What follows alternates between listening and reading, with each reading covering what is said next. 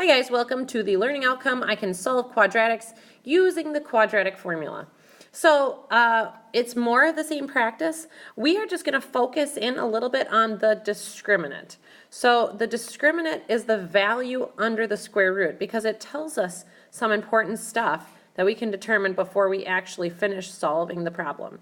So things that we need to know. Okay, x equals the opposite of b plus or minus the square root of b squared minus 4ac all over 2a. So the discriminant is this part right in here. When we use that, it tells us how many solutions there are.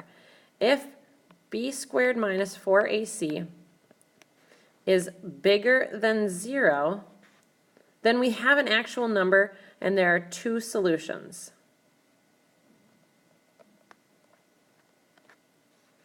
If b squared minus 4ac equals 0, we saw that in class. We saw that there's only one solution. And if b squared minus 4ac is less than 0. Okay, well that's when, if you put that on your calculator, you get an error message. That is because there are no real solutions.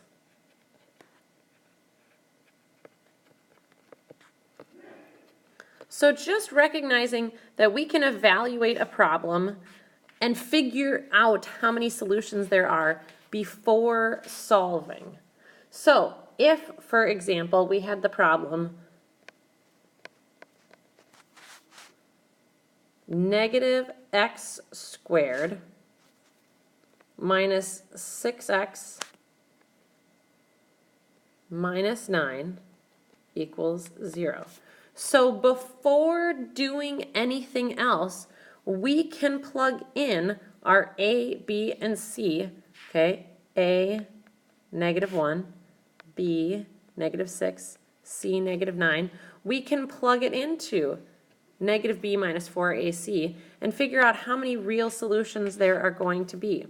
So b squared negative 9 or negative 6 squared minus 4 times negative 1 times negative 9. We can plug that into our calculator and figure out just how many solutions there are. If we put that exactly into our calculator like that, we get 0. So we know there's going to be one solution.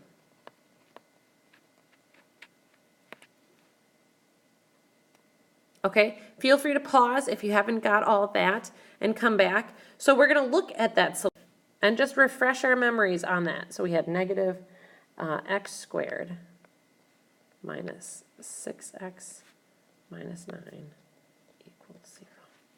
So we can just look at that solution. So the opposite of b, x equals the opposite of b, that's 6. The opposite of negative 6 is 6, plus or minus the square root of negative 6 squared minus 4 times negative 1 times negative 9 all over 2a, which is negative 1. Okay, we already did this part right here. We already know that that equals 0. We don't have to do it again. So we've got x equals 6 plus or minus the square root of 0. Well, that's 0 over negative 2. So that kind of goes away. We've got x equals 6 over negative 2. That's one solution, and that's negative 3. So using the discriminant is just a good way to identify how many solutions there are and to then figure out what those solutions are. That is it, and we will do some more practice in class. Have a great evening.